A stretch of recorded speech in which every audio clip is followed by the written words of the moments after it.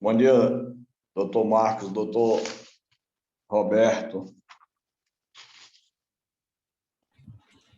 Bom dia, Itamar! Bom dia, Marcos! Aê! Como é que estão vocês? Estão bem? Tudo na paz. Muito bem, muito bem. Vamos começar um trabalho hoje. Hoje eu vou estar na coordenação, viu? Então, os erros... os erros e equívocos vão amenizando, relevem, viu? Tranquilo. Como é que tá? Rodrigo! Chovendo ou não? Deixa eu falar com o Rodrigo aí. Bom dia, Rodrigo. Seja bem-vindo ao grupo, viu? Tudo bem, e você? Bom dia, Rodrigo. Bom dia, Itamar. Tudo bom?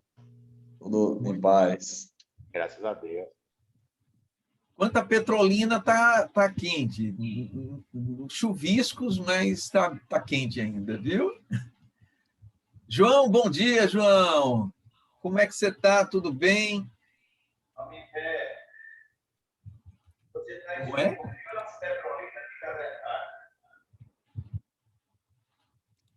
João, seu microfone está desligado. Pronto, você está na Petrolina e agora... Oxê. Agora tá bom, João. Agora tá bom, só não está tendo visual, viu? O microfone tá... Não está me vendo, não, é? Não. E você materialize aí, João. Deixa eu ver aqui. Aê, agora sim, agora a gente está vendo você, viu? Tá? Agora sim. Já são 8h30, tá? Hoje eu vou estar na coordenação do grupo, certo? O Anderson não vai comparecer hoje, tá? Por questões pessoais. O Anderson e o Roberval também, tá certo? Então, vamos ter nós aqui para desenvolver as atividades do grupo de estudo de hoje. Como é de costume, nós sempre iniciamos as nossas atividades com uma oração. Então, convidamos a todos, nesse momento, que se eleve o pensamento, procure mentalizar algo que traga paz, harmonia, equilíbrio, e que todos nós sejamos envolvidos por essas vibrações de paz. Bondoso Pai Celestial, aqui nos encontramos reunidos com o propósito do estudo salutar, que nos agregue conhecimentos e aprendizados importantes, tanto para a condução das nossas vidas, para que melhor sejamos úteis à tua obra, sendo instrumentos de paz, harmonia e equilíbrio no meio social que nos encontramos. Que os amigos espirituais que nos acompanham nos inspirem, e que das discussões aqui sejam sempre dirigidas a agregar aprendizados e ampliar a nossa capacidade de compreensão. Sendo assim, em nome de Deus, Jesus, da espiritualidade maior, que iniciamos o estudo da manhã de hoje. Muito bem, então vamos lá. Hoje nós vamos ter como artigos, né, a Bibliographie Catholique, isso é uma pronúncia em francês, contra o Espiritismo, que é a Bibliografia Católica contra o Espiritismo. Quem vai estar é o Fred, terá 15 minutos. Nós vamos ter a carta sobre a incredulidade, a primeira parte, né? O apresentador vai ser Beto, ainda não chegou, mas eu acredito que daqui a pouco ele esteja entre nós, 15 minutos, e nós teremos o Espírito Batedor do Albi, que quem vai apresentar é Marcos, também terá 15 minutos, tá bom? Hoje nós vamos ter um tempo maior para discussões, eu não sei se o Rodrigo vai querer participar, falar alguma coisa, se quiser a gente abre um espaço para ele também. Então vamos iniciar, né, o nosso trabalho. O Beto chegou, ou pelo menos muito bem. Beto, bom dia! Como é que você está? Tudo bem? Vamos iniciar os nossos trabalhos aqui. Então, primeiro a apresentar é o Fred, né? A Bibliographie Catholique contra o Espiritismo. 15 minutos, vou colocar aqui no meu cronômetro. Cadê? Aqui, pronto. Bom dia a todos. Estão me ouvindo? Sim, sim. Bom dia, Fred. Vamos lá. Bibliografia católica. O, o artigo quase todo é uma reprodução de um texto publicado no jornal na França, onde o autor, ou autores, né? Ninguém sabe o que estava por trás disso aí, mas a intenção, o objetivo geral era atacar o espiritismo através de argumentos que, segundo os autores e o autor do artigo, né, o autor do texto, tem a intenção de mostrar o quanto ridículo e significava a doutrina espírita, né? E até aquele momento, segundo Kardec, o espiritismo não havia sido atacado tão seriamente, mas a partir daí houve uma linha de ataque, uma linha mais agressiva na imprensa periódica, né? E que começaram a trazer, na visão deles, argumentos que poderiam deixar muito claro para o público, de um modo geral, mas especialmente os católicos, de que o espiritismo era coisa do demônio, era coisa do diabo e que produziria loucuras nas pessoas que fizessem parte dessa seita, como eles chamavam, né? Então, eu não vou ler todo o texto, mas, de certa forma, é um assunto que Kardec considera até já presente, né, nas discussões da época, né? E ele achou por bem, para que se fizesse a argumentação devida, para que se fizesse um estudo devido sobre isso, publicar na Revista Espírita esse artigo e, posteriormente, fazer os seus comentários. Inicialmente, o jornal não abriu espaço, né, para que ele respondesse, não deu oportunidade, o que aconteceria posteriormente.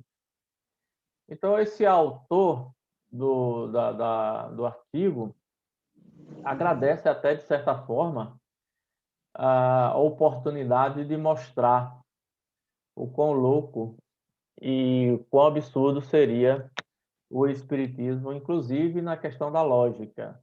Por ele não teria lógica nenhuma esta questão. Ele começa dizendo que o tema é muito simples, que não há espíritos, não pode nem deve havê-los, portanto, todos que nele acreditam são loucos, né? Houve um enfeite da coisa, né? E ele agradece de uma forma até contraditória, né, ao seu próprio linha de raciocínio, sua própria linha de raciocínio, ao bom gênio, que seria os anjos da guarda dele, enfim, né? A inspiração por ter feito a escrita desse artigo, né? E ele dizia que não tinha uma palavra, que ele foi inspirado, de repente começou a escrever a respeito disso. Fala que um homem sério não deve se brincar com essas coisas,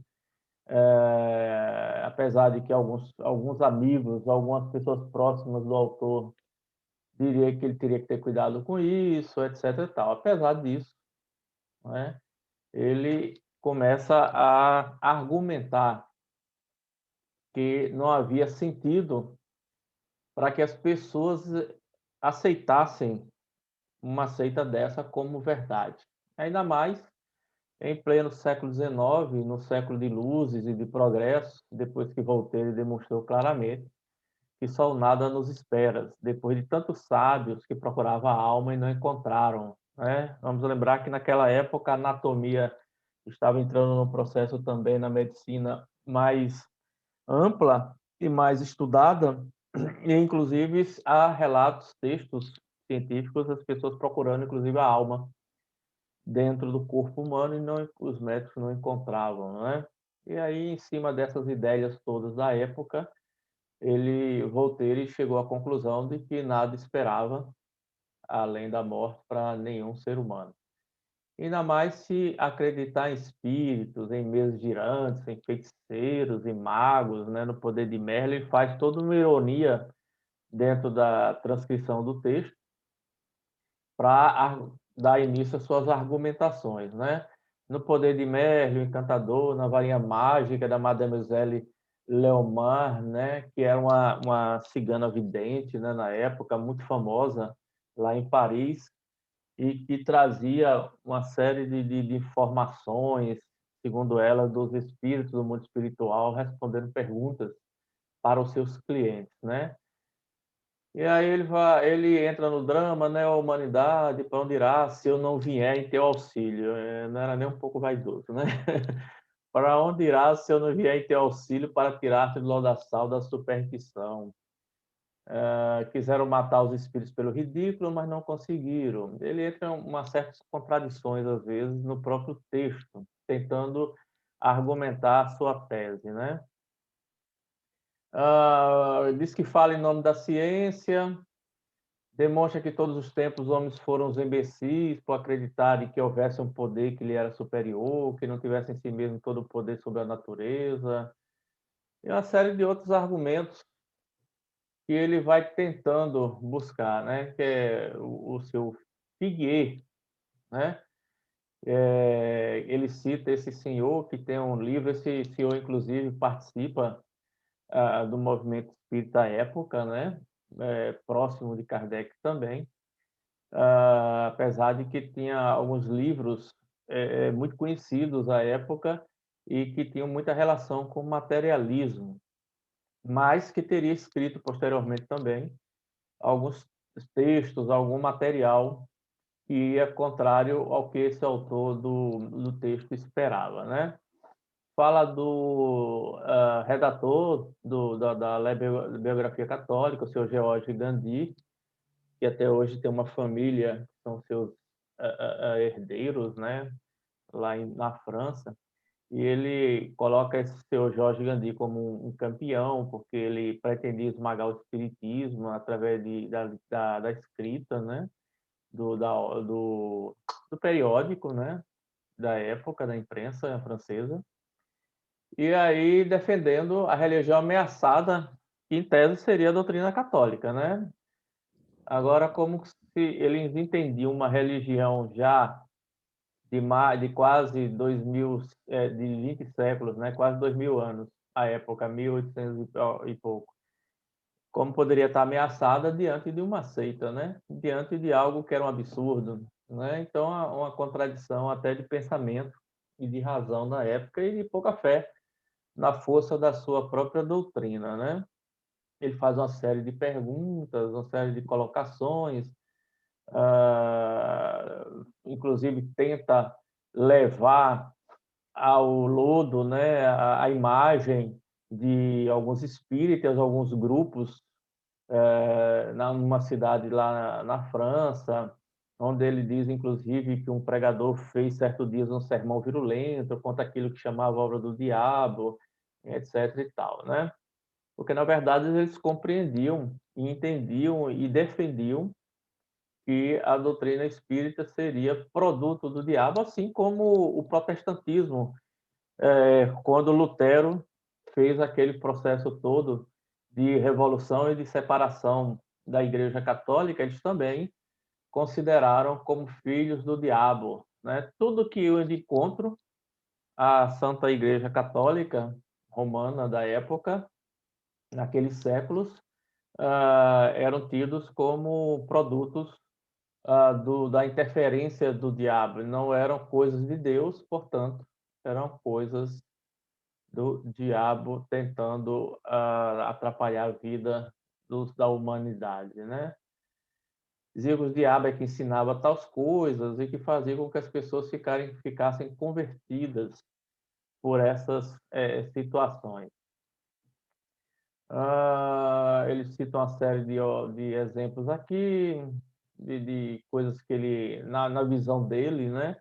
O que é que ele via naquelas manifestações, né? Naquela tentativa, entre aspas, de se conversar com o impossível, com o que não existia, e por aí vai, né? Kardec cita aqui também, lá na frente, mais um texto, uma parte do texto, né, que ele coloca no jornal, né, onde o autor diz que o jornal, né, diz que em todas as épocas das grandes provas da igreja, de seus próximos triunfos, houve contra elas conspirações infernais, nas quais a ação dos demônios era visível e tangível.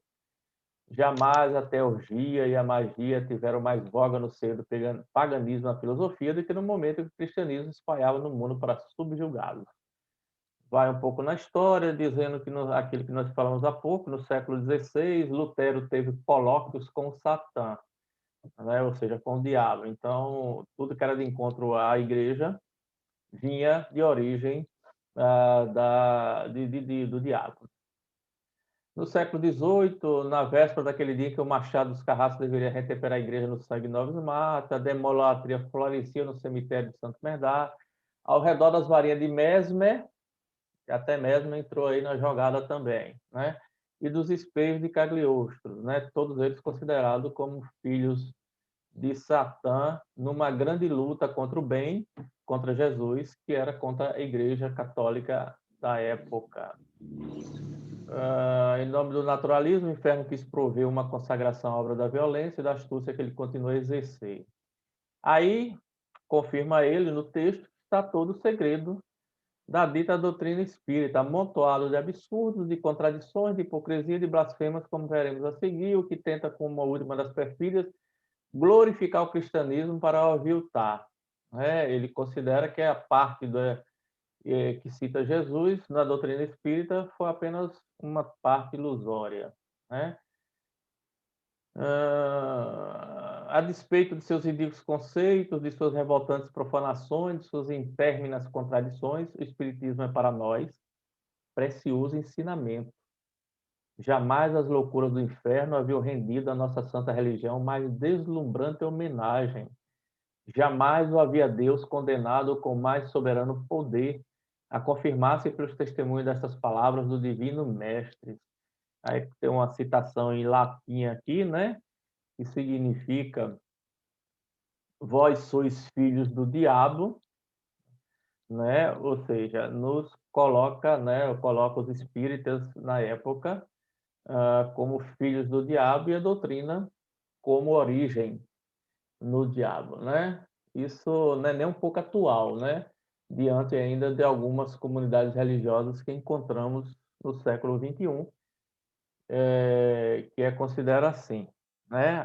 Não sei se ainda acontece aqui em Jacobina, mas há muitos anos atrás eu tinha conhecimento de que havia nos cursos que eram dados aos adeptos aqui da Igreja Católica, alguns cursos aí dentro para as pessoas que eram mais próximas do movimento católico aqui em Jacobina, havia um ataque muito claro a respeito do espiritismo dentro desses cursos, muito próximo disso aqui que está nesse texto aqui, né?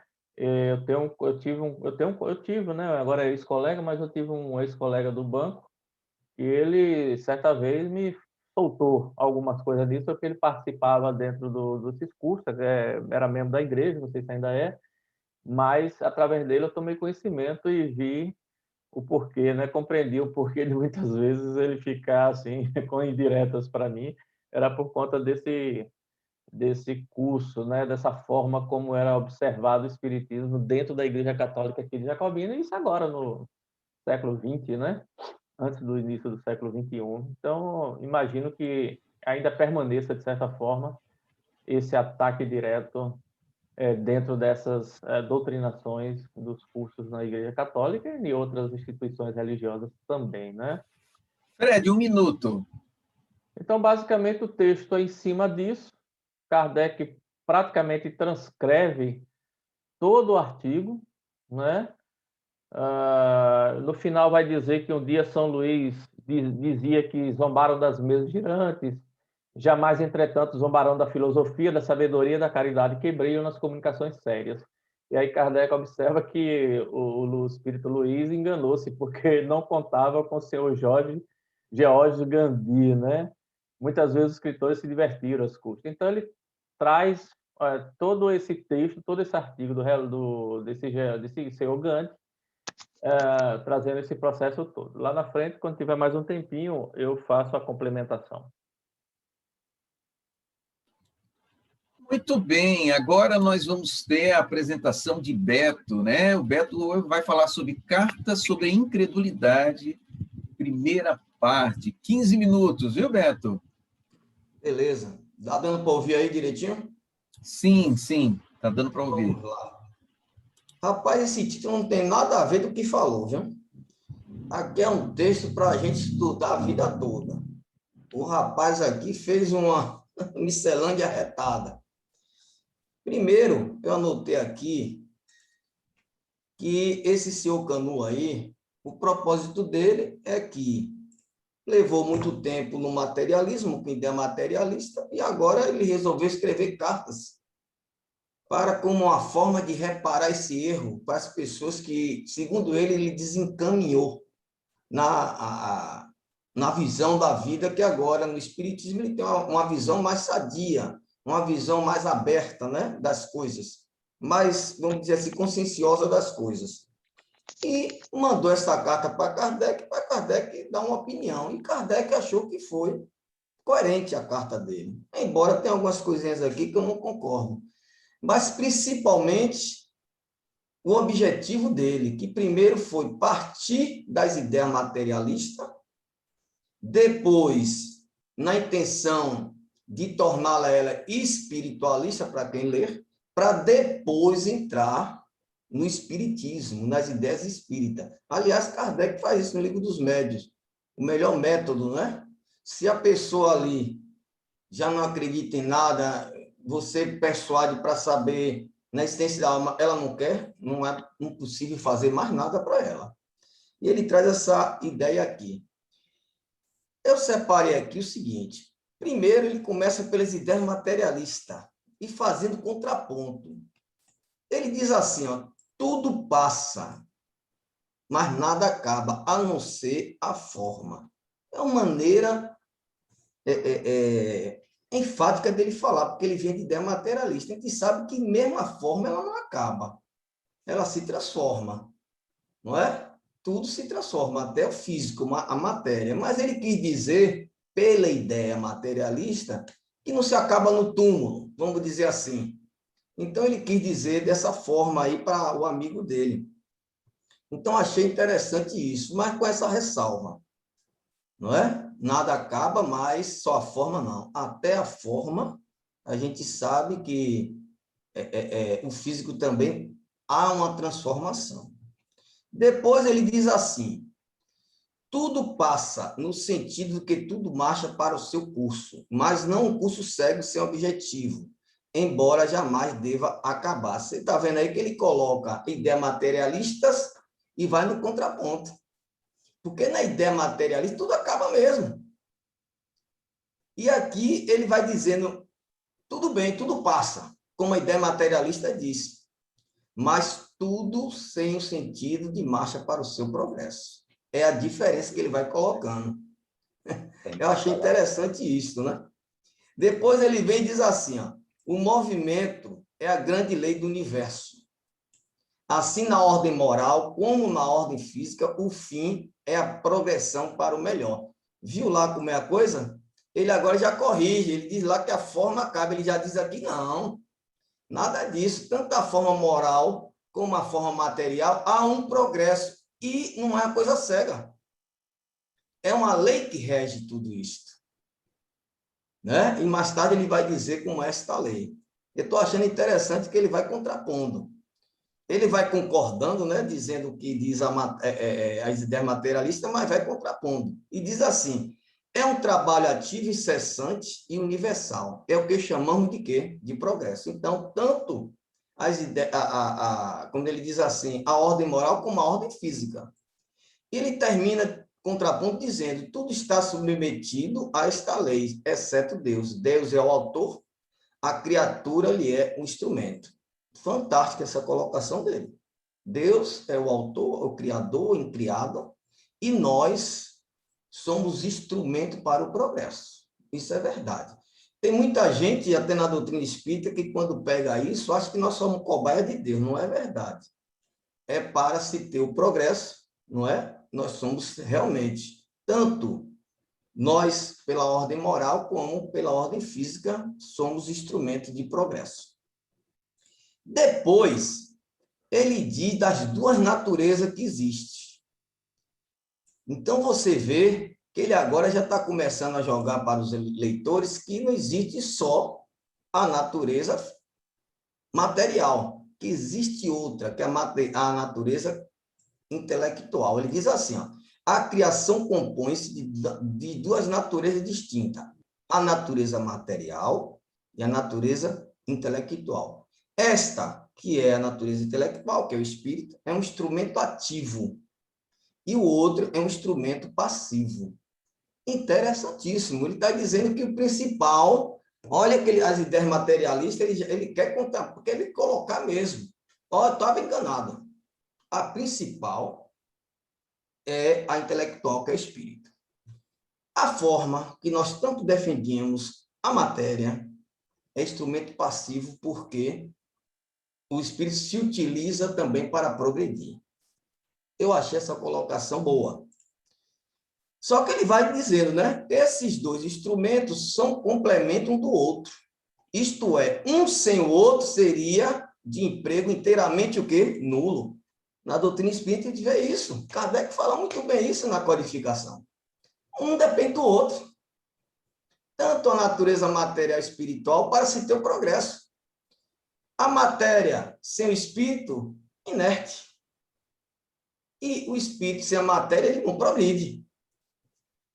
Ele vai dizer mais adiante sobre a reencarnação. Então, um depende do outro para progredir. Até aí, tudo bem. Aí ele completa, sem a natureza intelectual, ou espírito inteligente e ativo, a natureza material, isto é, a natureza inteligente e inerte, seria perfeitamente inútil. Nada podendo por si mesmo, foi o que eu falei. E sem a matéria inerte, dá-se o mesmo com o espírito inteligente. Não progride. Não progride. Senão Deus não faria um mundo material para a gente progredir. Não é verdade? A gente ia progredir só no mundo espiritual. Precisamos. Agora, o ser ativo é o espírito. Ele se utiliza da forma que ele coloca como uma matéria aí, para promover tanto o progresso dele como da matéria. Porque a gente vai ver adiante que ele diz que a matéria, o estado físico também progride. Aliás, a gente já falou lá adiante, mas não progride sozinha, não é? Há uma lei e dentro dessa lei o homem faz parte para esse progresso, porque ele é um instrumento ativo. A outra coisa aqui que eu coloquei, muito interessante, ele fala da criação e a lei do progresso. Ele diz assim, ó, conforme esta lei, que é o próprio Deus, se assim a gente pode exprimir, dispõe e modificou incessantemente os mundos e as criaturas que o habitam, de acordo com as formas que melhor lhe convém, aos seus propósitos para a harmonização do universo. Aqui eu não concordo muito, não. Aqui foi uma força de expressão dele. Deus não age diretamente na matéria. Kardec fala isso na codificação. Já tem as suas próprias leis e usa aqueles espíritos que já o compreendem para executá-lo. Aqui foi uma forma que ele teve de expressar com muita ênfase. Não está muito correto, não. Né? Nesse ponto de vista, e ele diz que a lei é o próprio Deus. Não, a gente sabe que não. Kardec diz que, pergunta-se no Livro dos Espíritos, se as leis são eternas igual a Deus, e os Espíritos perguntam, se assim quiserem, pode ser, eterno igual a Deus. Agora, para a gente entender isso, está difícil ainda, viu? Esse negócio de eternidade, a gente não sabe o que é ainda. Então, ele não entrou nesse mérito, mas eu achei que ele aí não foi muito correto. E diz assim, ó, e é sempre segundo esta lei que as criaturas inteligentes, agindo incessantemente sobre a matéria, como o próprio Deus, a gente já viu que Deus não age na matéria, mas secundariamente concorre para a transformação em grau e grau para o progresso. Claro, incessantemente o espírito sobre a matéria, a gente progride. Ele só faltou dizer que também espírito para espírito, né? Incessantemente, a gente reciprocamente não é só da matéria para progredir. Nós progredimos também espírito para espírito. E não somente, como ele diz aqui, ó, ele diz assim, ó, que as criaturas inteligentes agem incessantemente sobre a matéria, mas agindo também sobre os outros. A gente progride. Então, são coisas assim que ele vai colocando interessantes. E ainda sobre esse assunto aí, ele diz assim, ó, é desse modo que tudo na criação está em movimento e sempre em progresso. Que a missão da criatura inteligente é ativar esse movimento no progresso, que realiza muitas vezes, mesmo sem saber. Interessante. Ele está dizendo aí que o progresso existe, mesmo a gente não querendo. E mesmo a gente não percebendo. Eu comentei aqui outro dia sobre isso, que a gente diz lá que o espírito não retroage, ele estaciona. Mas aquele estacionar dele, a condição dele de encarnado, mas o progresso está sendo feito. Mesmo sem a gente saber. Porque tudo é movimento. Nunca no universo vai deixar de ter o progresso, mesmo que a gente queira empatar esse progresso, emperrar esse progresso. Então, essa visão dele também, eu achei perfeita.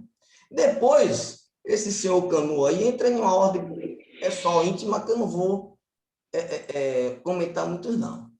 Né? Ele diz assim, ele faz algumas reflexões sobre o catolicismo, no tempo dele lá de primeira comunhão, e ele traz agora à tona para fazer algumas reflexões sobre 2 pontos, principalmente. Ele, como é que Deus, de bondade e justiça, ia condenar as almas ao inferno, ia condenar o eterno sofrimento. Ele começa a pegar coisa da infância para justificar a sua mudança, não é?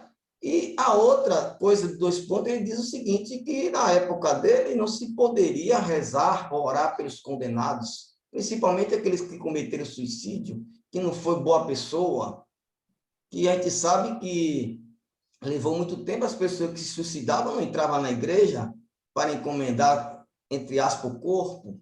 Então, ele começa a não entender essa divisão que Deus faz, né? Mas eu não achei muito interessante, não. Mas ele disse que mais tarde, uma porção de circunstância, vieram abrir aos olhos. Principalmente na doutrina espírita, ele coloca 3 pontos. Deus, existência da alma e sua imortalidade. Foi esses 3 pontos que ele refletiu bastante, que ele fez rever, né, os pontos deles. Tanto católico como ideia materialista que ele tinha. Então, ele achou no Espiritismo um Deus de bondade e justiça, a existência da alma, que todas as religiões têm, mas o que levou a ele foi a imortalidade e o que acontece com a alma depois da morte física. Eu confesso a vocês que o Espiritismo, eu entrei no Espiritismo parecido com isso. Eu fui... Interessante, né? Meu irmão era espírita, eu fazia gozação com ele, quando ele ia lá, eu fazia um bocado de gozação, vai lá conversar com os espíritos. E teve um dia que os espíritas hoje têm essa visão, não deixou sair para beber, fazer farra, porque acordei no sábado, menino, enjoado, não teve amigo que me tirasse de casa. Quando foi à noite, meu irmão chamou e disse, hoje eu vou falar para esse negócio. Adivinha que eu encontrei lá, fazendo palestra? João de Baixa Grande. Interessante. Falando sobre Deus, sobre a bondade. E no final, meus irmãos, veja como Deus faz, né? No finalzinho, sorteou um livro. As pessoas chegavam, anotavam e botavam o número que você chegou, né? O meu era 76. Aí João fez aqui, eu trouxe um livro, que era o Evangelho segundo o Espiritismo, e vou abrir aqui. O número que sair... Beto, 1 minuto.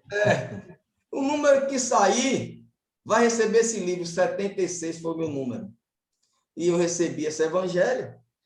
E o que mudou a minha visão foi a reencarnação. Eu pensei assim, rapaz, se isso aqui for verdade, eu estou lenhado. Eu estou condenado. E aí eu lembrei desse rapaz aí, o que levou foi a existência de Deus, a imortalidade da alma, né? E eu fui a visão da reencarnação. Bom, gente, tem mais duas partes aí que eu vou deixar para depois, né? Que ele vai discorrer o que acontece com a alma depois da morte e a sua condição lá no mundo espiritual, que eu vou deixar para depois, para não atropelar aí o tempo. Beleza? Ok, então agora nós vamos ter o artigo O Espírito Batedor do Albe, com Marcos. 15 minutos, viu, Marcos? Ok. Na verdade, o artigo ele vai discutir a opinião de um assinante que envia para Kardec sobre a questão de alguns fenômenos que estavam ocorrendo. E seria o espírito batedor do Alpe. E aí eu fiquei assim, bom, provavelmente isso vai tratar essencialmente sobre tipologia, uma série de fenômenos que estão ligados, só que aí você, inicialmente, ele vai falar a respeito de um rapaz que vivia nessa região, no departamento de Albe, nessa localidade, e que estava ocorrendo fenômenos ali e que envolvia não só batidas, arranhões, mas também eu acredito que uma série de fenômenos que vão ocorrer naquele local, que ele passa a relatar que esse rapaz tinha 16, 17 anos, mais ou menos aí, e que ele era meio apalermado. Mas, quando esses fenômenos vai ocorrer, ele vai falar sobre uns fenômenos, que isso se identificava muito com os fenômenos ocorridos em Bergsaben, que Kardec vai falar a respeito disso na revista de 1858, em maio, que causou grande alvoroço também na região da Baviera e nas cercanias de Spira, que eram fenômenos ligados a esses processos de batidas. Enfim, esse espírito fazia praticamente o que estava ocorrendo, só que com um detalhe. Esse rapaz adormecia e ele muitas vezes apresentava um tipo de uma lucidez que era como se fosse um comandante e que dava ordem aos espíritos e eles obedeciam. Esse fato é interessante por conta de que, de certa maneira, vai dar pano para as mangas para que a gente possa se debruçar sobre essas razões que a doutrina espírita tem explicitado tão bem, que é a anterioridade da existência, das reencarnações, e que o sujeito, que vai ser confirmado mais adiante, através do Espírito São Luís, que esse rapaz, em outro tempo, usou mal a inteligência. Mas o que coloca em frente de tudo isso é a questão de que ali estava um espírito batedor, que Kardec vai fazer alusão em torno da ordem dos espíritos, que ele coloca em torno da primeira, segunda e terceira ordem. Esse era qualificado espírito de terceira ordem, que são os espíritos imperfeitos, que têm predominância da matéria sobre o espírito e uma grande propensão para o mal, né? Então, isso destaca-se não só a ignorância, orgulho, egoísmo e uma série de outras questões, na tentativa também de estarem consoante o entendimento do mal, né? Eles vivem da infelicidade alheia, que esse espírito vão tentar mudar o seu comportamento em torno da compreensão dessa realidade, só que o espírito não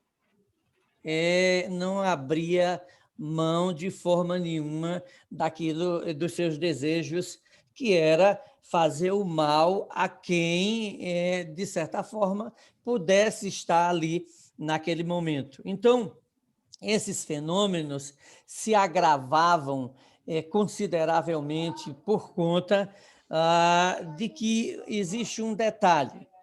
Quando a gente trata da questão da obsessão, obviamente, ela não envolve apenas uma terceira pessoa, mas provavelmente não só o indivíduo que está sofrendo o processo obsessivo, como também a questão da família, porque em dado momento, quando se tenta convencer esse espírito, ele disse que não ia fazer, e lá, nas evocações que se fazem a São Luís, ele diz assim, bom, há uma necessidade também de que a família participe, e como existe uma intenção maior, que era o objetivo maior, de se livrar desse espírito, automaticamente a família, que era o pai e a mãe, deveria estar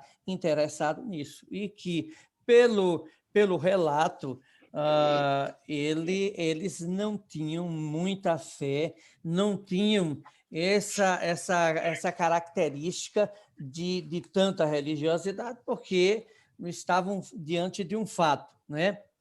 Então, aqui ele diz assim, longe de se atenuarem, os fatos se agravavam mais e mais de modo aflitivo, para exasperação do espírito, que certamente teme perder o domínio que exerce sobre o rapaz.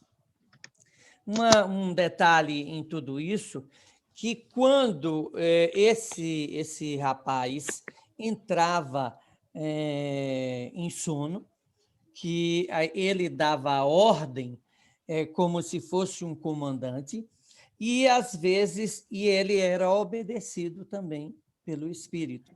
Quer dizer, há um processo simbiótico entre esses indivíduos por conta de que todos dois, e aí Santo Agostinho, aliás, Santo Agostinho não, São Luís vai dizer que eles são espíritos extremamente grosseiros e que vivem,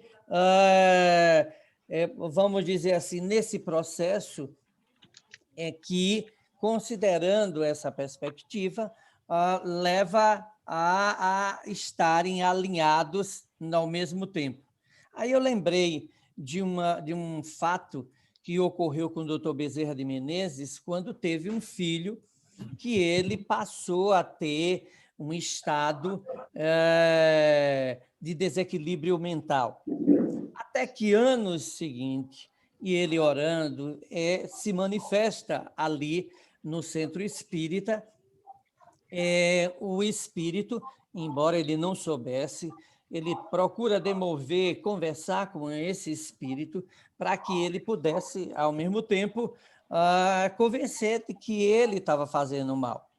E aí o espírito, ao final, quando ele disse que é ele que fazia aquilo com o filho dele, e que ele tinha pedido para que o rapaz, esse espírito, deixasse o filho, deixasse essa pessoa que ele estava fazendo mal, que aí, em outra situação, era o filho. Aí ele disse, bom, eu vou deixar, agora vá para casa, porque seu filho vai deixar o corpo, porque, como tem mais de 30 anos, esse estado simbiótico fez com que houvesse uma interdependência. E aí acontece, quando ele chega lá na casa dele, ele encontra o filho, a mulher diz, olha, nosso filho voltou à normalidade. E ele apenas conversa com o filho, ele diz que o ama muito, e logo, logo o filho acaba desencarnando. O que a gente percebe nitidamente nesse texto é que, além dessas situações, e que São Luís ele diz assim, como então pretende o jovem magnetizar o espírito e adormecê-lo? Ele assim o imagine, os espíritos se presta à ilusão.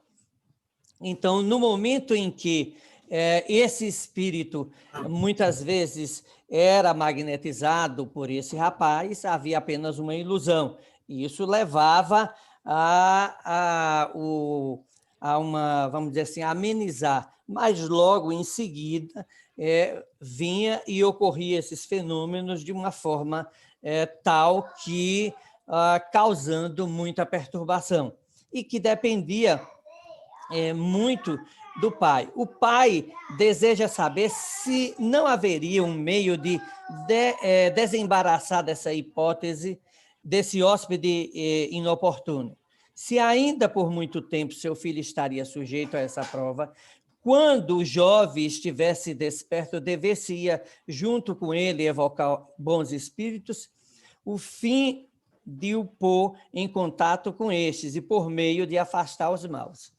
Então, Santo Agostinho, ou São Luís, ele vai fazer o enfoque dizendo o seguinte, que para que houvesse um controle maior, haveria necessidade de que se evocasse os bons ao lado. E a gente sabe que isso depende muito da questão da vibração. Não seria tão somente as preces que estavam sendo envolvidas que poderiam auxiliar aquele rapaz, mas, no todo, isso deveria, na verdade, ser uma coisa mais direta, de forma com que a gente pensa e avalia sobre algumas questões de que isso depende muito da moralidade de cada um, porque nada acontece, e a gente sabe muito bem, de que quando há processos obsessivos, automaticamente você tem toda uma questão que remete às profundezas dos desequilíbrios da alma, seja nessa existência ou em outras existências, que, de alguma maneira, vem com uma espécie de cobrança para que haja, de certa forma, um equilíbrio. A gente sabe muito bem que essas questões, elas, de certa forma, refletem a conduta de cada um. Então, e aí, São Luís ele vai mostrar que, considerando essas perspectivas, e o que se poderia fazer, quando se pergunta, ele diz o seguinte: o mau espírito que o obsedia não o largará facilmente, desde que não é fortemente repelido por ninguém. Vossas preces e vossas evocações são uma arma fraca contra ele. Seria necessário agir direta e materialmente sobre a pessoa a quem ele atormenta. Podeis orar, pois a prece é sempre boa. Não conseguireis, entretanto, por vós mesmos, se não fordes secundados por aqueles mais interessados no caso, a saber, o pai e a mãe. E a gente sabe que a oração de um pai ou de uma mãe que está ali envolvida naquele processo, ela tem uma garantia muito alta, porque ela vai atingir os patamares espirituais muito mais elevados, por conta de que ali está a alma contrita num processo de oração que se eleva até o Criador para que, de certa forma, obtenha esses recursos. Marcos, 1 minuto. Falta quantos minutos? 1 minuto. Então, Kardec faz uma observação. Ele diz assim, A observação vem confirmar essa explicação durante o sono. O menino mostra-se uma inteligência incontestavelmente superior à de seu estado normal, o que prova um desenvolvimento anterior, mais reduzido ao estado latente sobre o envoltório grosseiro. E é só nos momentos de emancipação da alma, nos quais não sofre tanta influência da matéria, por sua inteligência se expande, e qual também exerce uma espécie de autoridade sobre o ser que o subjuga. Fechado.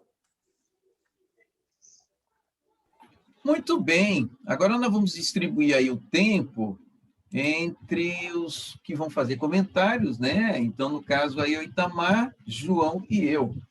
Então, vamos iniciar com o Itamar. Por enquanto, eu vou dar os 3 minutos e depois a gente redistribui o tempo lá na frente, tá certo? Porque está faltando hoje o Roberval e o Anderson também, né? Então, vamos iniciar aí com 3 minutos.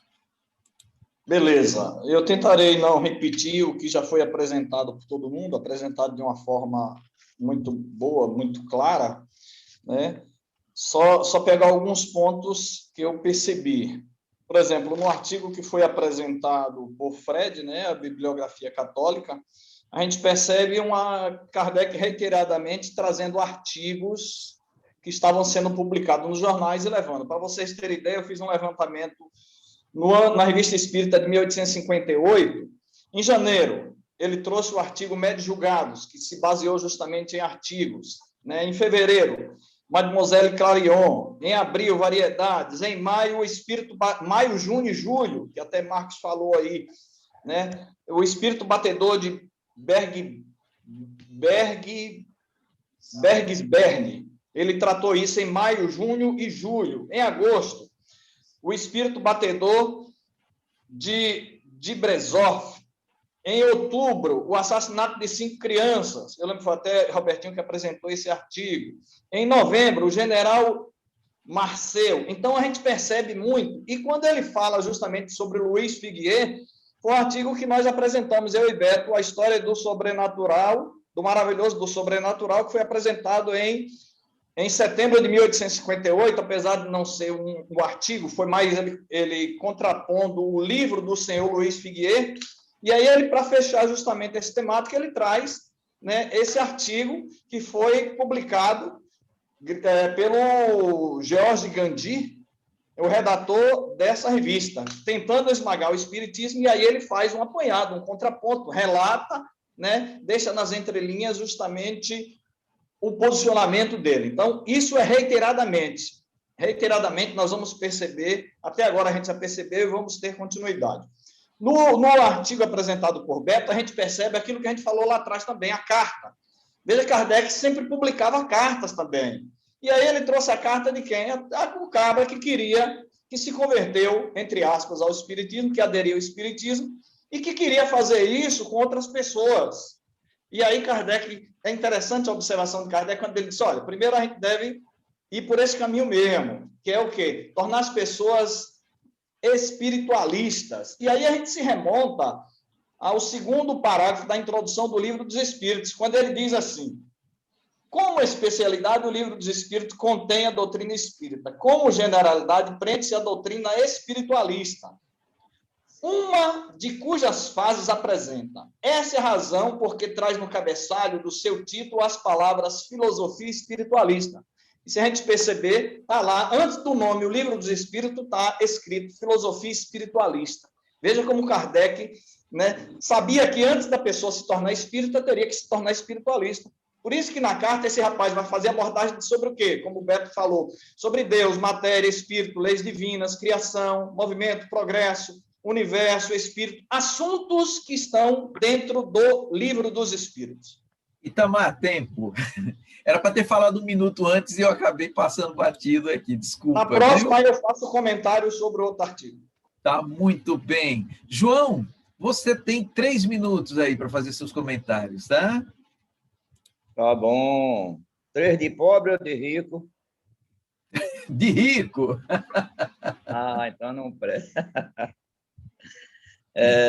No artigo da Biblioteca Católica, quando Kardec começa a refutar o dito cujo, ele se empolga, né, porque o moço chama de feitiçaria, e aí ele diz uma coisa interessante, né? Ele diz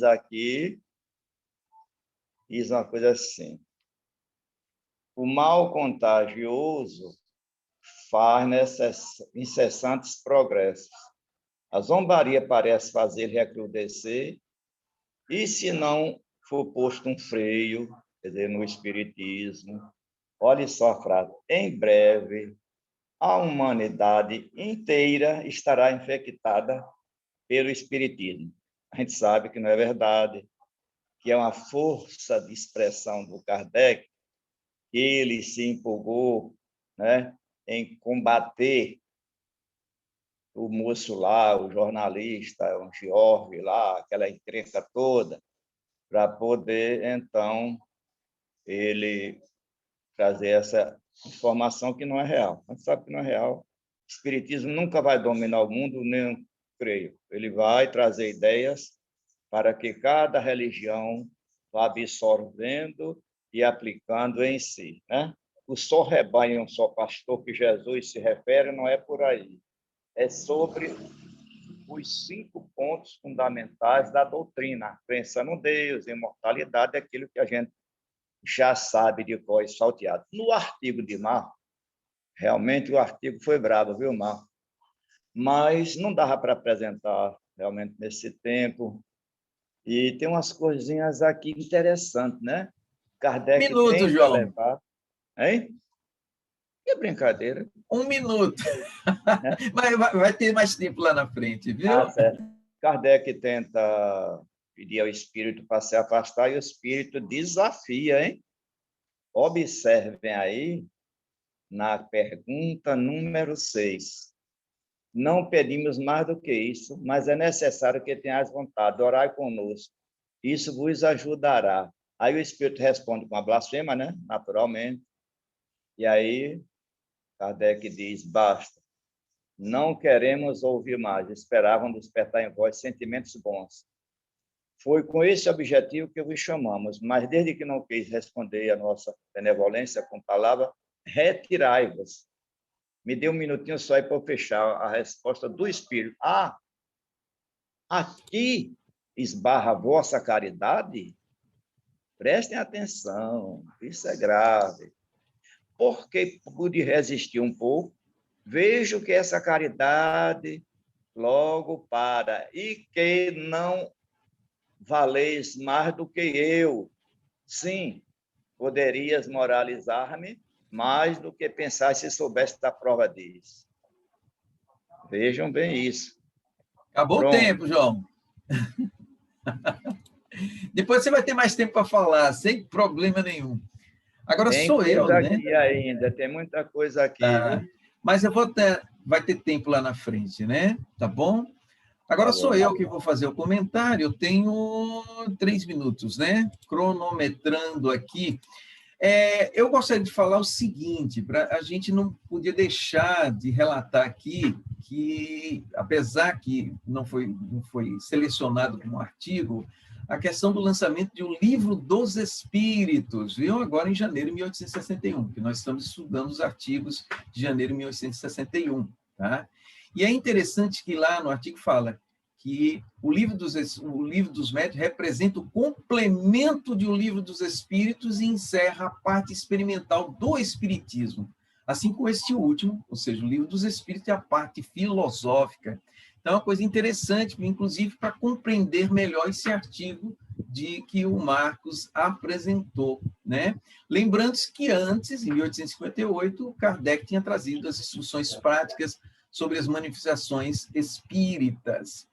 Agora, sobre a bibliografia católica contra o espiritismo, vale ressaltar que o senhor Gandhi, ele simplesmente estava temeroso com as organizações religiosas da época e também os materialistas, né? Porque eles queriam contrapor a doutrina dos espíritos, porque trazia conceitos novos, conceitos diferentes Se a gente fosse reportar, aconteceu isso na época do Cristo, né? Na época de Jesus também, né? Os religiosos da época queriam ir de encontro àquelas ideias novas que ele trazia. Por quê? Porque a religião na época era de domínio, né? Queria dominar as pessoas, queriam que eles fossem submissos. Tanto é que o conceito era aquele: fora da religião não há salvação. E o Espiritismo trazia o quê? Fora da caridade é que não há salvação. Então, a gente vai ter vários artigos, além desse do Jorge Gandhi, tem o do Gilbert Lambert, que fala sobre o músculo que range, de junho de 1859, o Figuet, né, que o Itamar falou, que as histórias do maravilhoso, do sobrenatural, né, que falava sobre isso. Mas é muito interessante a gente ressaltar que, na época, tá, já existia um movimento na Europa, e que também o Brasil sofreu uma influência, sobre o estudo do espiritualismo. Então, a questão da psicologia, que a palavra psique vem do grego alma, já era um estudo para entender o homem fora da matéria. Tá? Só que naquele conceito, inicialmente, era tentar estudar a alma no corpo fisiológico, no cérebro. Mas foi se aprofundando, e a gente vai ter o Mendes de Biran, que ele fala sobre a psicologia espiritual, né? O Victor Kunzin, ele vai abordar sobre a questão do espiritualismo racional, que se expandiu por toda a Europa. O Brasil sofreu uma influência no Segundo Império também. Mas como meu tempo acabou, depois eu comento alguma outra coisa. Então, agora nós vamos dar o tempo para os apresentadores, né? Que o caso foi Fred, o Beto e o Marcos. Cada um terá 5 minutos para fazer uma complementação ou algum comentário que desejem, tá? Então, vamos iniciar aí com Fred. 5 minutos, Fred.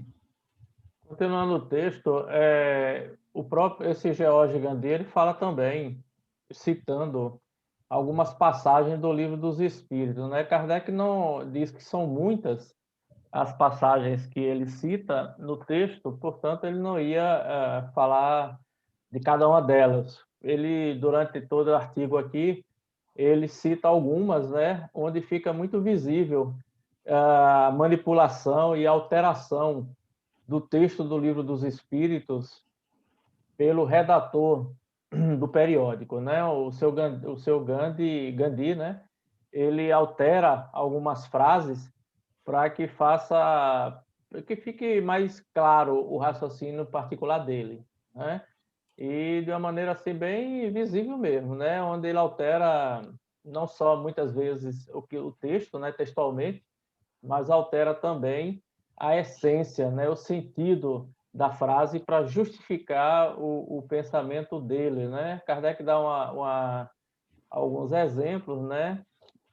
Onde, por exemplo, ele cita um texto lá do Livro dos Espíritos a respeito da destruição de animais, que ultrapassa o limite das necessidades, é uma violação da lei de Deus, né? E Kardec, da forma como ele colocou lá no artigo, Kardec até sugere que o seu Gandhi seja um caçador, né? Porque acha que Deus fez a caça não para o alimento do homem, mas para proporcionar o prazer, né? Sem necessidades, né? Ele cita aqui, o Kardec cita uma frase, né, do Horácio, né, que está lá na doutrina espírita: os prazeres têm limites fixados pela natureza, o limite da necessidade pelos excessos, chegamos à saciedade, enfim, né?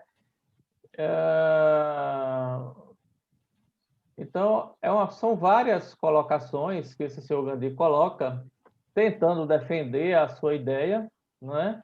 Como vocês disseram, é mais um dentre tantos que tentaram, através da imprensa, do periódico, colocar o espiritismo como seita, colocar o espiritismo como uma série de questões que não é, e tentando fazer com que as pessoas se afastassem da doutrina espírita, basicamente buscando esse sentimento de que a doutrina como seita, ela vinha do diabo e não de Deus. Portanto, era preciso que se afastassem deles aí, dos ensinamentos do demônio, né? Conforme ensinava a igreja à época, né? Que estaria violando as leis de Deus.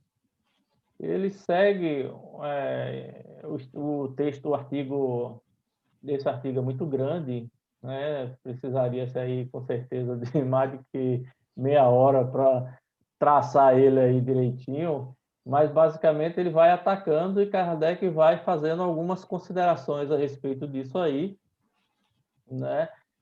Inclusive chegando já quase no final, citando a caridade, mostrando por que a caridade sendo um princípio fundamental da doutrina do Cristo, né? Kardec também lá no final vai dizer que se o Espiritismo, de certa forma, tivesse nascido, surgido em Roma, talvez a Igreja não a colocasse na condição de ensino do demônio, né? Mas por ter nascido no país protestante, né, que é a França, aí trataram a doutrina espírita como trataram a reforma protestante de Lutero, né, da mesma forma, ou seja, minuto, Fred. como filhos dos demônios, né? Então, é basicamente isso que o texto que Kardec trabalha, né? Tem vários detalhes interessantes, onde ele vai rebatendo, né? Demorou um tempo para a Gazeta de Lyon possibilitar a Kardec uma retratação, alguma coisa assim, um artigo contrariando isso aí, né? Pelo seu Gandhi. E ele já no final, Kardec cita justamente uma resposta ao senhor Deschanier, do Jornal de Debates, né? Acho que é Jornal dos Debates, que também trazia outros textos batendo no Espiritismo, mas que ele estaria deixando para as próximas edições da Revista Espírita a colocação sobre isso. Muito bem, ainda teve 5 segundos, mas vamos lá.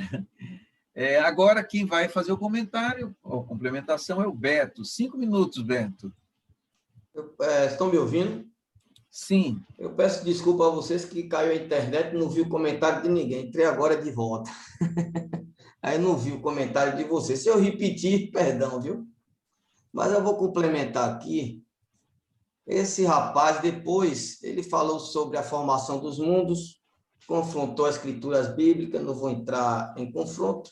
Ele só disse que aqueles 7 dias seriam séculos e séculos, a gente já sabe disso. E depois ele fez assim uma ironia com a criação do homem, né, de Adão e Eva e tal. Eu não vou aqui comentar. O mais importante foi isso aqui que ele fez, ó. E que se torna a alma dos mortos esperando uma nova encarnação? Foi uma pergunta que ele fez. E ele traz algumas coisinhas interessantes. Ele diz assim, ó, as que não deixam a terra ficam errantes em sua superfície. Vão sem dúvida onde lhe apraz, ou pelo menos onde pode, conforme o seu grau de adiantamento. A gente já discutiu sobre isso aqui. Eu vou me ater somente ao que o Espírito colocou, que eu achei coerente. Aquela outra parte que a gente entrou em conflito, não vou entrar em detalhe, que isso é interpretação. Mas ele está correto aqui, Kardec fala isso realmente. Alguns espíritos ficam pelo espaço, onde lhe aprouver ou onde é permitido que ele fique. Interessante, não vou discutir, que a gente já chegou em ponto comum sobre isso. Mas ele coloca uma coisa interessante. Mas, em geral, pouco se afasta dos vícios, principalmente daqueles que são afeiçoados, quando têm afeição por alguém, a menos lhe seja imposto dever e cumprir alhures. Então, também tem aqueles que ficam ao nosso redor, que ainda não se libertou dos vícios e defeitos, e que fica na nossa cola, se alimentando, né? Ele não pode se alimentar materialmente, mas se alimenta das nossas emanações, vamos colocar assim, e se alimenta também dos nossos pensamentos. É o que chamamos na Terra de obsessão passiva. Aquela obsessão que a gente acha que está tudo bem, mas, no entanto, são espíritos que sugam e que coadunam com a mesma ideia que nós. Então, também é ponto passivo entre nós, não vamos discutir sobre isso. E diz aqui, ó, estamos, pois, em todos os momentos, cercados por uma multidão de espíritos, conhecido e desconhecido, amigos e inimigos, que nos veem, nos observam, nos ouvem, e alguns participam das nossas penas, bem como das nossas alegrias. Foi o que eu falei. A gente está rodeado daquele que a gente chama. Outro dia eu estava falando sobre obsessão. A obsessão realmente é aquela obsessão quando o espírito, pelo menos de encarnado, desencarnado, está encarnado, né? Nessa categoria, que nos perturbam. Mas é porque a gente dá munição. Ele fala muito bem claro aí. Participam de nossas alegrias, participam de nossos desejos. Então, é aquela obsessão passiva, né? Eu estava falando ontem aqui e comentando que tem espírita, principalmente alguns médicos, que só vai para a sessão mediúnica. E aí eles acham que os espíritos superiores estão em nossa cola, estão em nossa casa, a gente chama na hora que quiser. Quem está são nossos obsessores, que estão constantemente com a gente. Os espíritos só vão estar com a gente quando a gente dá sintonia. E no momento que a gente vai para nossas casas espíritas, para os trabalhos, vamos criando essa afinidade que Kardec fala com os mentores, que são a intimidade. Os mentores vão nos conhecendo. A gente pensa, às vezes, que os mentores são super espíritos, que nos conhecem, não é não. Se cria intimidade, certo? Se cria intimidade, afinidade, é no dia a dia. Ele vai nos conhecendo, conhecendo nossas energias. Achei isso aí interessantíssimo.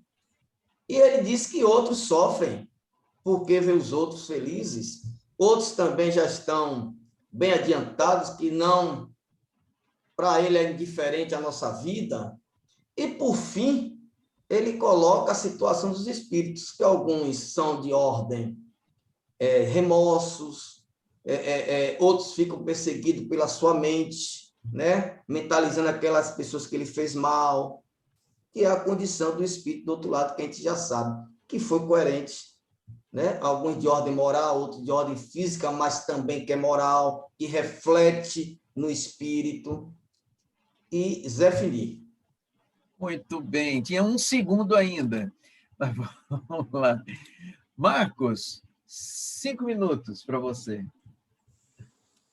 Bom, tem uma questão aqui que me chamou a atenção, que foi a segunda questão, quando se perguntou a São Luís: pode um espírito relativamente superior exercer sobre outro espírito uma ação magnética e paralisar suas faculdades?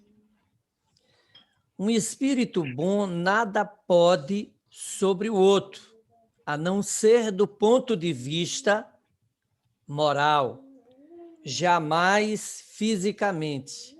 A fim de paralisar pelo fluido magnético, terá de agir sobre a matéria. E o espírito não é matéria semelhante ao corpo humano.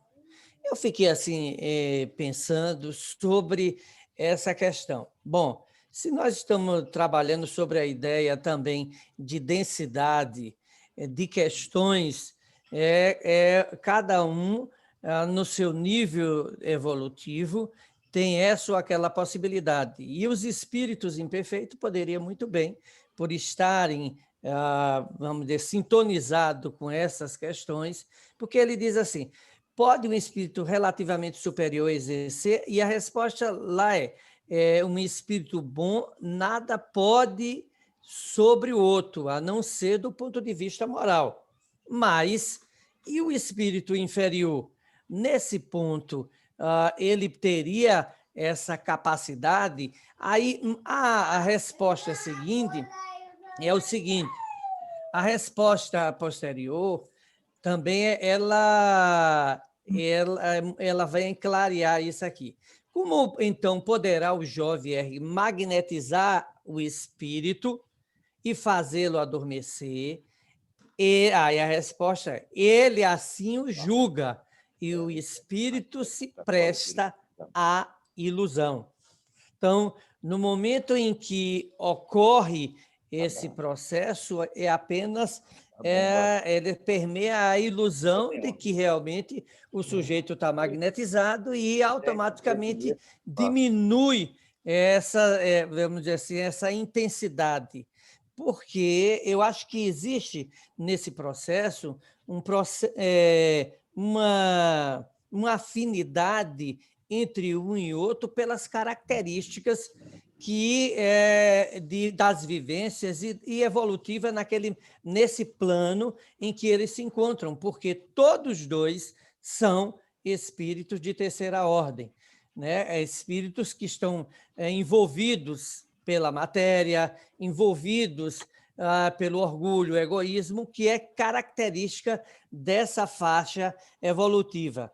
E para assim, clarear, aí eu disse assim, bom, no início eu até perguntei, será que por que seria o espírito batedor? E eu imaginava que realmente tivesse um outro contexto, mas o contexto se diversifica pelas experiências e que Kardec vai, de alguma forma, na Gênese, ele vai falar sobre a questão dos fluidos. No Livro dos Espíritos, vai falar sobre o mundo espírita e o mundo dos espíritos, a influência oculta dos espíritos em nossos pensamentos e nos nossos atos. Então, aqui tem uma série de textos que está relacionado a essas questões de um simples fenômeno que vai se produzir ali de uma forma material e que envolve não só os processos obsessivos, mas os meios de combater e a questão de processos de subjugação, que muitas vezes passa por aí despercebido. E aí ele faz aqui, desde o Livro dos Médiuns, no capítulo 23, a Gênese, e Milagres e Predições, e no Livro dos Espíritos, que ele vai citar mais adiante essas conclusões sobre esses fenômenos que ocorreram e que foram relatados por um dos associados e que vai trazer a respeito desse fenômeno do espírito batedor de... Como é meu nome? AUB. Então, isso... Marcos, tempo, viu? Mas acabou. Vou deixar pelo menos alguns paro por aqui mesmo, valeu. Não, pode terminar. Pode fechar, pode dar. Depois eu entro lá mais adiante. Tá certo. Então, vamos lá. Agora nós vamos ter os comentários novamente aqui de Itamar, de João e o meu. Então, 3 minutos para cada um, tá certo? Então, vamos começar aqui com o Itamar, fazendo o comentário. Ô, Roberto, você está esquecendo de Rodrigo aí? Não esqueci, não. Eu falei com ele aqui no chat e ele disse que hoje, né, vai só ficar observando a nossa metodologia, mas que a partir do próximo ele vai participar, né, Rodrigo? Tá certo? Correto, isso mesmo. Eu não esqueci dele, não. Mas vamos lá, Itamar. Então, 3 minutos, né? Começando da agora, né, Roberto? Começando de agora. Olha, eu só faltei fazer um comentário desse artigo de Marcos e veja, tem 3 coisas interessantes aí. Primeira coisa interessante que eu vou jogar isso aí, essa pimenta para Beto e João, quando tem aí embaixo, no final, antes da evocação, quando Kardec diz assim, olha, nós vamos evocar esse espírito, mas nenhum médium quis. E aí depois a senhora Eugênia, simplesmente, num ato involuntário, o espírito se aproxima dela, envolve, e aí, meus amigos, está na nota. Então o espírito faz a médium desferir um soco na mesa e quebrar vários lápis. E aí... Quantas vezes eu mesmo, João, todos nós temos falado justamente sobre isso, sobre o processo do controle do médium, do processo da educação mediúnica, do médium, né, ter o equilíbrio. Olha, uma informação interessante isso aí para a gente pensar. E, por último, essa informação de Marcos, que justamente eu tinha anotado aqui, é isso mesmo, Marcos, é algo para a gente pensar. Eu acho que de todo o estudo nosso, é a coisa mais fustigante, interessante, porque São Luís diz aí, olha, o espírito não pode agir sobre o outro, a não ser moralmente, porque o espírito não é matéria. Ele pode fazer o como? Ele pode envolvê-lo e fazer com que ele imagine um processo de ilusão.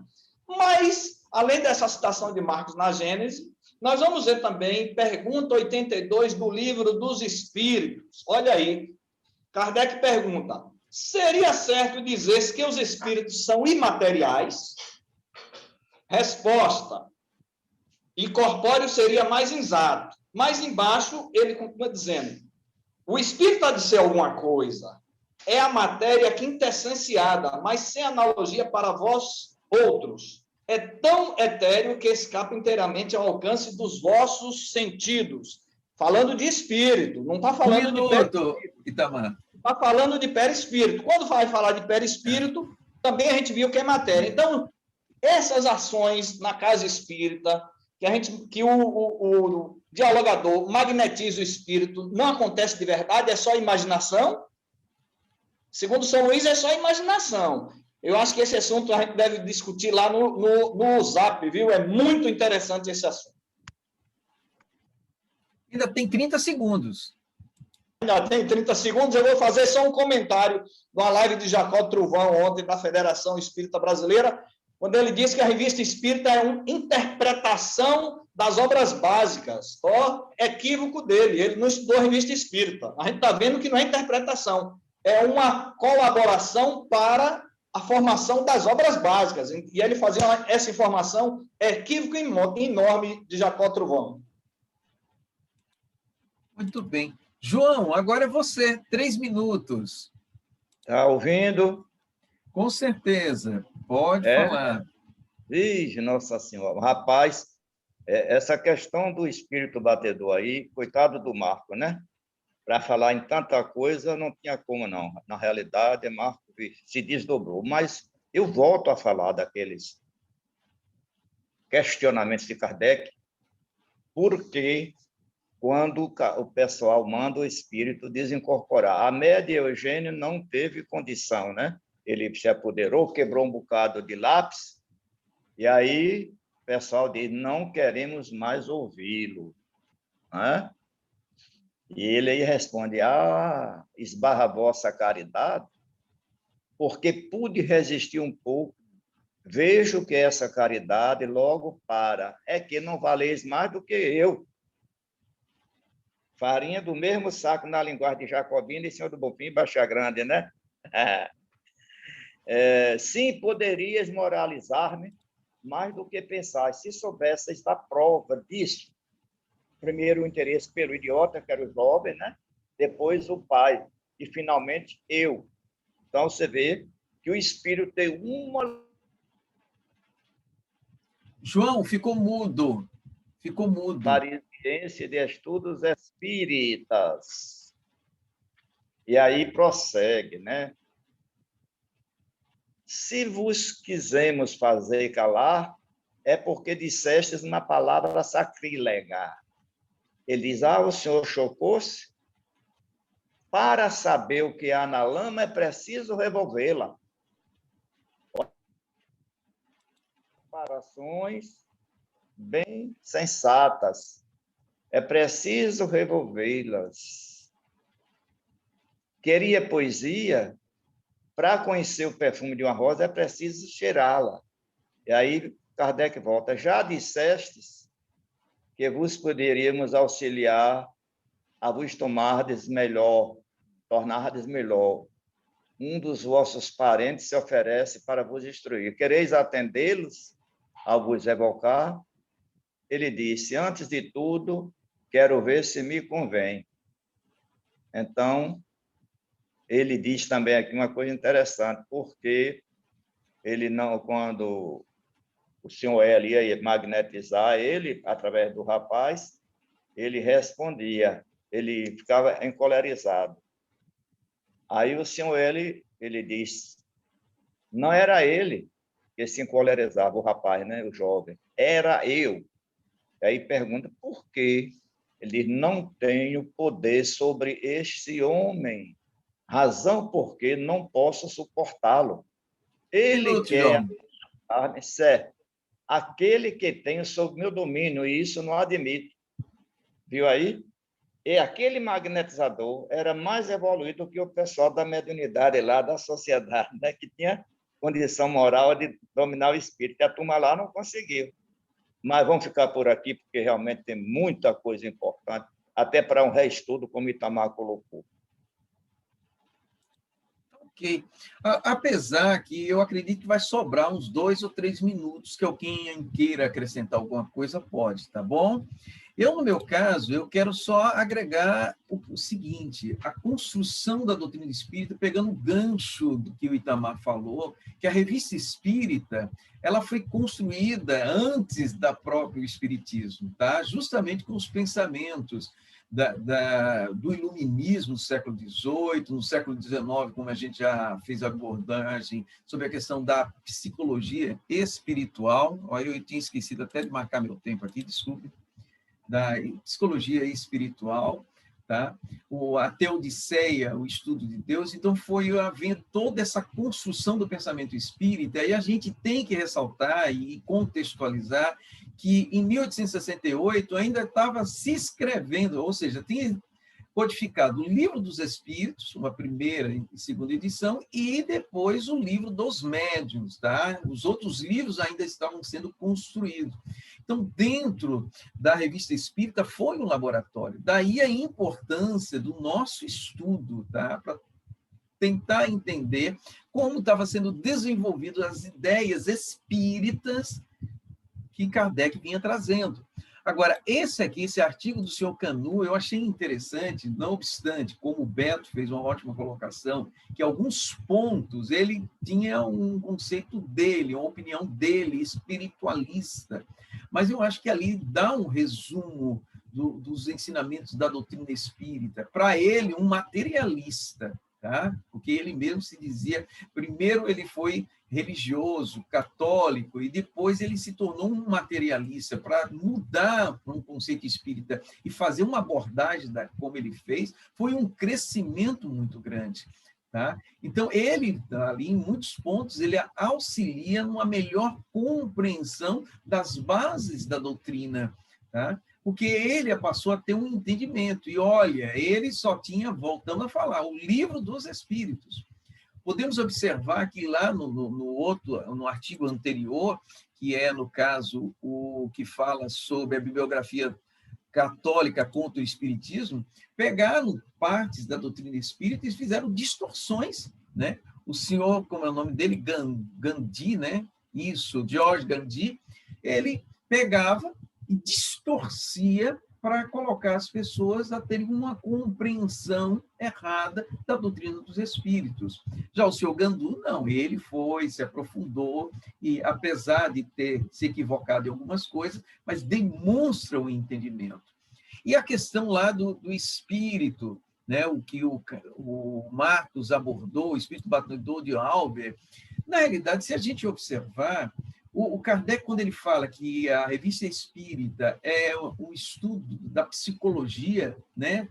Que a psicologia a gente tem hoje do comportamento humano, mas é a psicologia que fala sobre comportamento nós como espíritos. Nós somos espíritos encarnados, almas, mas depois, quando perdemos o corpo, nós somos espíritos e mantemos os mesmos comportamentos, ideias, valores, princípios, crenças, né? Então, da mesma maneira que nós hoje influenciamos ou queremos influenciar pessoas, né? Temos atitudes dominadores e querer que as coisas sejam feitas da mesma maneira que nós, no plano espiritual, mudamos muito a nossa maneira de atuar e temos uma influência maior, porque influenciamos no pensamento e através da mediunidade.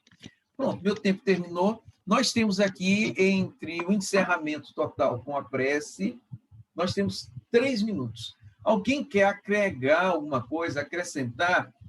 Beto, que levantou a mão, pode falar. Esse negócio da revista espírita, tem na introdução da Gênesis, falando sobre isso. Diz assim, ó, a revista espírita representa para nós um terreno de ensaio destinado a sondar a opinião dos homens e dos espíritos sobre alguns princípios, antes de admitir como parte constitutiva da doutrina. Foi o que você e Itamar falaram. É um laboratório, é um ensaio, está aqui, ó, na introdução do Livro dos Espíritos. Última frase de Kardec da introdução. Última frase.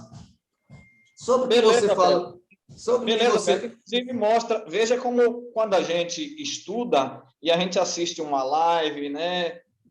Veja como agora a gente tem subsídios para ver se a pessoa está correta ou não.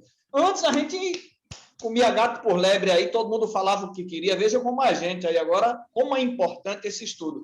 Aí, Robertinho, você lembrou bem o artigo que não foi apresentado, a informação do Livro dos Médiuns, que lançou justamente nesse mês de janeiro. Então, a partir de agora, os nossos estudos, a gente pode tranquilamente fazer um link com o Livro dos Médiuns, que já foi lançado, né? Que vai ajudar muito a gente a compreender isso. A outra parte que Robertinho falou aí também, interessante, né? Que o espírito, quando desencarna, vai ser o mesmo que estava, levando suas crenças, agora com um detalhe. Aqui a gente esconde muita coisa, lá ele está descoberto, como o espírito falou. É o encontro com a consciência, a coisa é mais viva. Aí ele vai sofrer, vamos dizer assim, entre aspas, tudo aquilo que a sua consciência disser, eu não fiz, vamos dizer assim, mesmo sem ele saber. E sobre o médium aí que bateu na mesa, quebrou tudo, ninguém quis. No tempo de Kardec existia também, rapaz. Tem muitos médios nossos covardes, que vê aquele espírito e diz assim, ó, deixa para ele que é mais preparado, eu não. E aí, o que é que os espíritos fazem? Espontaneamente diz assim, não quer ninguém não? Vou pegar o mais apto para receber esse espírito. E pica o pau. E no momento que a mulher deu o murro na mesa, é porque pegou ela de surpresa, coitadinha. Não quer dizer que ela é mal educada, não. Porque tem alguns espíritos, realmente, que para o médium conter é muito difícil. Até expressar o que o espírito está sentindo, né? Porque tem que ter uma moral muito acurada, a gente não tem essa moral toda, não. Então, se ela dá murro constantemente, está mal educada, mas de vez em quando é tolerável, tá certo? E parece que quebraram uma mesa em Baixa Grande, foi, João, uma vez ou não? Afundaram a mesa aí, não foi? Gente, Não é a primeira vez. Tempo encerrado, já deu uns 10 horas. Olha, as abordagens hoje foram muito boas, muito interessantes, os comentários também. A gente quer agradecer a presença de todos vocês, o trabalho está sendo muito bom e edificante, que é o mais importante. Eu entendo que está ampliando a nossa mente, o Itamar fez uma colocação interessante, hoje a gente assiste às lives, às palestras com uma outra visão, tá? E isso é muito bom, para a gente fazer críticas, mas eu sempre falo, a crítica é sempre construtiva. Quando ela não é construtiva, ela passa a ser maledicência. A gente está falando só mal e não é bom. Então, a gente fazer críticas construtivas para agregar. Tá? Então, para a gente encerrar, como no início, vamos fazer a nossa prece de encerramento. E eu gostaria de pedir hoje a João, de Baixa Grande, que fizesse a prece para encerrar os nossos trabalhos da manhã. Meus irmãos, vamos agradecer a Jesus a oportunidade de juntos estarmos aprendendo para o nosso próprio benefício e peçamos a Ele que tenhamos a humildade de, ao transmitir pelo exemplo ou pela palavra, apenas motivar, esclarecer e consolar os demais irmãos da caminhada. Que a sua paz se envolva sobre todos nós. Que assim seja. Obrigado, Rodrigo, por agora estar fazendo parte do grupo. Semana que vem, você já disse que quer abordar alguma coisa, vai ser muito bem-vindo, viu? Eu que agradeço a oportunidade aí de fazer parte do grupo. Tá bom.